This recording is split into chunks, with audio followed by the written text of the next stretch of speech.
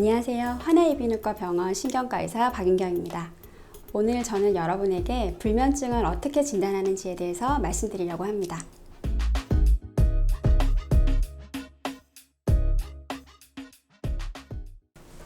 많은 분들이 잠을 못 자면 모두 불면증인가요? 라고 물어보시는데 불면증이라는 단어를 어떻게 쓰셨느냐에 따라서 제 대답이 달라질 것 같습니다. 만약에 불면증이란 용어를 잠을 잘 못 자는 증상을 얘기하시는 거라면 네, 맞습니다. 잠을 못 주무시는 증상이 있기 때문에 불면증 증상이 있으십니다 라고 얘기를 할 수 있는데 반대로 수면 장애 진단 중에 하나인 불면증이 맞습니까? 라고 물어보신다면 글쎄요, 조금 더 얘기를 해봐야 되겠는데요 라고 대답을 해야 합니다. 왜냐하면 말씀하신 불면증 증상이라는 것은 말 그대로 증상을 얘기하는 거지 최종 진단명을 얘기하는 것이 아닙니다. 예를 들어서 머리가 아프면 두통, 배가 아프면 복통이라고 표현을 하지만 두통과 복통이 최종 진단명이 아닌 것처럼 잠을 못 자는 불면증 증상도 최종 진단명이 아닌 겁니다. 그래서 불면증이 이렇게 용어를 혼용해서 쓰면 헷갈리기 때문에 지금부터는 불면증 증상은 불면증이라고 하고 최종 진단명으로서의 불면증은 불면장애라고 얘기를 하도록 하겠습니다. 그래서 이 둘을 구별하는 게 중요합니다. 이 증상과 진단이 여전히 헷갈릴 수 있기 때문에 보시기 편하게 표로 정리해서 말씀드리겠습니다. 왼쪽에 나와 있는 게 수면 장애가 있을 때 나올 수 있는 수면 관련 증상이고 우측에 있는 것이 실제 최종 진단명 수면 장애 진단입니다. 보시면 화살표가 굉장히 어지럽게 이어져 있는데 수면 관련 증상을 보시면 제일 처음에 잠들기 어렵다, 자다가 자주 깬다, 더 자고 싶은데 너무 일찍 깨서 다시 잠들기 어렵다 라는 것이 대표적인 불면증 증상입니다. 불면증 증상은 대표적으로 불면장애에서 가장 많이 호소하는 것이 맞지만 보시면 수면 무호흡증에서도 자다가 자주 깨는 것과 같은 불면 증상이 나올 수 있고 수면 위상 증후군이라 하여서 쉽게 설명드리면 극단적인 저녁형 인간, 극단적인 아침형 인간으로 우리가 통상적으로 자는 시간을 벗어나서 잠을 자게 되는 분들도 비슷하게 불면증 증상을 호소할 수 있고 잠들기 직전에 다리에 불편감이 있으면서 잠들기 어려운 하지불안 증후군 증상도 불면증 증상을 마찬가지로 보일 수가 있습니다. 따라서 이 두 가지를 구별하시는 것이 중요하고 진단을 정확하게 해야지만 치료가 잘 이루어지기 때문에 어떤 종류의 수면장애인지 진단하는 것은 이런 용어 정리부터 제대로 하는 것이 시작이라고 할 수 있겠습니다. 잠을 잘 못 자서 수면 클리닉에 내원하시는 많은 분들이 어떤 검사를 통해서 내가 왜 못 자는지 확실하게 알고 싶다라고 하시는 분이 많은데요. 불면 장애에 관해서 말씀을 드리면 불면 장애는 어떤 검사를 통해서 확진할 수 있지는 않습니다. 그렇다고 해서 아무데나 불면 장애가 있으십니다라고 진단을 내릴 수는 없잖아요. 그래서 그런 경우에 수면 전문가들이 모여서 일정한 진단 기준을 만들어서 합의한 것이 있습니다. 그래서 불면 장애는 진단 기준을 통해서 맞춰보고 진단이 합당한지 아닌지를 판단하게 됩니다. 그러면 이런 진단 기준에 맞는지 안 맞는지 어떻게 아느냐? 주로 환자분과 대화를 통해서 알게 되는데요. 저희가 꼭 알아야 되는 것이 크게 세 가지가 있습니다. 첫째는 수면 관련된 증상, 수면 관련 병력을 조사를 해야 되는 거고, 두 번째는 꼭 수면하고 관련이 있지는 않지만 다른 의학적 문제가 있는지를 확인해야 되는데요. 예를 들어서 허리 통증 같은 거는 실제로 수면하고 딱히 관련은 없지만 통증이 있으면 잠을 잘 이루기가 어렵잖아요. 그래서 의학적인 병력을 조사하고 진찰하는 게 중요합니다. 마지막으로 굉장히 중요한 것 중에 하나가 정신과적인 병력이 있는지도 알아야 하는데요. 특히 우울증 같은 경우가 대표적입니다. 불면증 자체가 우울증의 증상 중에 하나로 나타나기도 하고 불면증이 치료가 잘 되지 않으면 우울증도 치료가 잘 되지 않기 때문에 굉장히 밀접한 관계를 가지고 있고요. 그래서 이렇게 세 가지 큰 병력 조사를 통해서 진단 기준에 맞는지 아닌지를 판단하게 됩니다. 앞서 말씀드린 불면장애 진단 기준을 간단하게 말씀드릴게요. 불면장애를 진단하려면 불면증의 증상과 이로 인한 결과, 그다음에 일정 기간 이상 지속되어야 하고 다른 원인을 제외해야 합니다. 그래서 잠을 못 자는 증상, 잠들기 어렵고 자주 깨고 원하는 시간보다 일찍 깨는 불면증 증상 중 하나가 이상이 일주일에 3회 이상 지속되어야 하고요. 이런 수면 증상뿐만 아니라 이런 증상으로 인해서 낮 생활에 장애가 되어야 합니다. 그래서 신체적으로 정신적으로 장애가 되면서 내 사회생활, 내 가족 간의 관계, 일상생활의 기능이 떨어지는 증상이 함께 있어야 되면서 전체적으로 이 증상의 지속기간이 3개월 이상이냐 3개월 미만이냐를 따지는데 3개월 이상이면 만성 불면장애, 3개월 이하인 경우에는 사파성 내지는 급성 불면장애라고 합니다. 이 기간을 나누는 이유는 만성으로 갈수록 이 불면증의 치료가 잘 되지 않고 예후가 나쁘기 때문에 중요하다고 할 수 있고요. 이런 진단 기준 중에서 굉장히 중요한 것 중에 하나는 다른 수면장애, 다른 신체적, 정신적 질환, 약물 사용에 의해서 불면증이 생기는 것을 반드시 감별해서 제외해야 된다는 것입니다. 그러면 나는 단순히 잠을 못 자서 왔는데, 불면증이 있어서 왔는데 꼭 검사를 해야 될까요? 이제 여기서 검사를 하면 대표적으로 수면 다원 검사를 얘기하는 것이고요. 간단히 말씀드리면 수면 검사를 할 필요가 있습니다. 단순히 잠을 못 자는 증상이 아니라 다른 수면 장애를 시사하는 소견, 예를 들어 코골이, 무호흡증, 아니면 다리에 벌레 기능 가는 같은 불편한 느낌, 하지불안 증후군이 시사하는 소견이 있다면 반드시 수면 검사를 통해서 진단할 것을 권유하고 있습니다.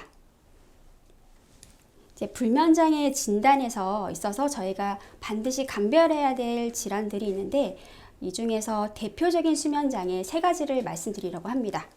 이 3가지를 말씀드리는 것은 불면증 증상 이외에 다른 수면장애 증상, 수면장애를 시사하는 소견이 있으면 검사를 받고 진단을 받아야 된다는 뜻입니다. 그래서 첫 번째 가장 흔한 것으로 수면무호흡증이 있습니다. 수면무호흡증 증상을 보시면 불면증과 유사한 수면 중 자주 깨는 증상이 있지만 이외에도 코골이, 수면 중에 무호흡이 관찰되는 증상이 있고 낮 증상도 동반이 됩니다. 밤에 잠을 못 자기 때문에 당연히 낮에 졸리고 인지 기능이 떨어지는 것이 있으면서 대개 무호흡증이 있는 분들은 입을 벌리고 주무시는 경우가 많아서 기상시 입마름이 동반될 수 있습니다. 그 다음으로 다른 수면장애 중에 하나가 하지불안 증후군입니다. 하지불안 증후군은 보통 다리에 벌레 기어가는 것 같은 기분 나쁜 느낌이 가만히 있을 때 잘 생기고 이런 증상은 환자분이 자꾸 다리를 움직이고 싶은 충동을 일으키게 하면서 실제로 다리를 움직이면 일시적으로 증상이 호전됩니다. 이 하지불안 증후군이 불면증 유사 증상을 나타내는 이유 중에 하나가 대표적으로 낮에는 증상이 없는데 저녁에 이 병의 생리상 저녁에 악화되는 경향이 있기 때문입니다. 그래서 밤에 자려고 누워서 다리를 가만히 놔두면 증상이 악화되면서 잠들기 어렵게 하는 불면증 증상을 일으킬 수 있습니다. 마지막으로 다른 수면장애 한 가지 더 말씀을 드리면 앞서서 수면위상 증후군이라고 짧게 설명드린 것이 있는데 이거는 일반적으로 통용되는 수면 시간에 벗어나서 잠을 자는 경우입니다. 위쪽에 있는 것이 수면 위상이 뒤로 미뤄져 있는 경우이고요. 내가 잘 수 있는 시간이 새벽 2시부터 9시로 아주 늦게 있는 경우에 다음날 아침에 대부분 사람들이 사회활동을 해야 하기 때문에 본인이 자야 하는 시간을 되게 일찍 당겨서 자려고 합니다. 그래서 이런 분이 일찍 12시에 자러 들어가면 불면증과 유사하게 잠들기 어려운 증상을 호소하고 반대로 또 낮에는 잠에서 깨기 어려운 불편감을 호소할 수 있고요. 반대로 수면 이상이 극단적으로 앞으로 당겨져 있는 경우가 있습니다. 이런 경우에는 일반적으로 남들이 자는 시간에 벗어나서 나는 저녁 식사만 하고 나면 너무 졸려서 못 참겠다. 하지만 새벽 3, 4시에 남들 다 잘 시간에 깨서 다시 자기 힘들다. 이런 식으로 너무 일찍 깨는 불면증 증상을 호소하실 수도 있습니다. 그래서 앞서 3가지 대표적인 불면증 증상을 유발하는 수면 장애를 말씀을 드렸고요. 이런 다른 수면 장애가 같이 섞여 있을 수 있기 때문에 절대로 잠 못 자는 불면증 증상을 남들도 다 못 자니까 나도 못 자는 거겠지라고 속단하시면 안 되고 반드시 수면 클리닉으로 가서 제대로 검사를 받고 진단을 받으셔야 하는 이유입니다. 이번에는 수면 장애 말고 불면증 증상을 유발할 수 있는 정신적, 신체적 질환에 대해서 말씀드리도록 하겠습니다. 그림으로 보여드리는 것처럼 사실 내 몸에 어느 부위에 이상이 나타나도 불면 증상을 일으킬 수 있는데요. 대표적인 거 몇 가지 말씀을 드리면 수면은 뇌에서 조절하는 것이기 때문에 뇌에 문제가 생기는 신경계 질환에서도 수면 조절이 되지 않아서 불면증 증상을 일으킬 수 있고요. 앞서 말씀드린 정신질환에서 대표적인 우울증이 같이 동반될 수 있는 질환이고, 이외에도 호르몬의 불균형이 생겼을 때도 불면 증상이 생길 수 있습니다. 또 하나 많은 분들이 앓고 계시는 근골격계 질환으로 인한 통증 때문에 수면에 방해가 돼서 불면증 유사한 증상을 일으킬 수도 있습니다. 끝으로 불면증을 유발할 수 있는 약물이 어떤 것들이 있는지에 대해서 말씀을 드리도록 하겠습니다.